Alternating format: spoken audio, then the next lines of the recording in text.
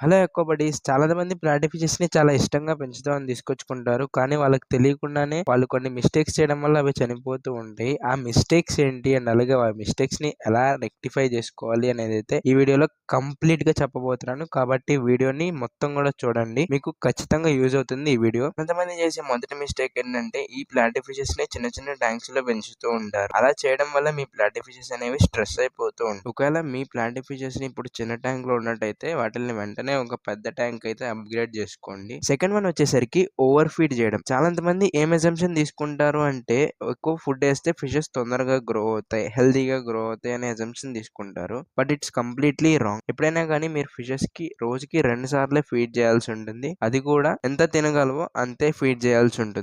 ఎక్కువ ఫీడ్ చేయకూడదు. నెక్స్ట్ అందరూ చేసే మిస్టేక్ ఏంటంటే రెగ్యులర్‌గా వాటర్ చేంజెస్ చేయడం మర్చిపోతూ ఉంటారు. దానివల్ల ఏమైద్దనేది ఇప్పుడు చెప్పబోతున్నాను. మీరు రెగ్యులర్‌గా వాటర్ చేంజెస్ చేయకపోతే అమోనియా అనేది ఎక్కువగా స్ప్రెడ్ అవుతూ ఉంటుంది ట్యాంక్‌లో. ఆ అమోనియా ఎక్కువ స్ప్రెడ్ అవ్వడం వల్ల మీ ఫిష్ డెత్ స్టేజ్‌కి వెళ్ళిపోతుంది. కాబట్టి ప్రతి వీక్ వీలు చూసుకొని 20-30% వాటర్ అయితే చేంజ్ చేసుకుంటూ ఉండండి. ఒకవేళ అది కుదరకపోతే తక్కువ ఫిషెస్‌ని పెంచుకోండి. అప్పుడు ట్యాంక్ ఎక్కువ డర్టీ అవ్వకుండా ఉంటుంది. ఫోర్త్ మిస్టేక్ వచ్చేసరికి ట్యాంక్‌ని సైకిల్ చేయకుండా ఫిషెస్‌ని తీసుకెళ్లి ట్యాంక్‌లో వేసేయడం. ఎప్పుడైనా కానీ మీరు కొత్త ఫిషెస్‌ని కొందాము అని డిసైడ్ అయ్యారనుకోండి, మీరు ట్యాంక్ సెటప్ చేసుకుంటారు కదా!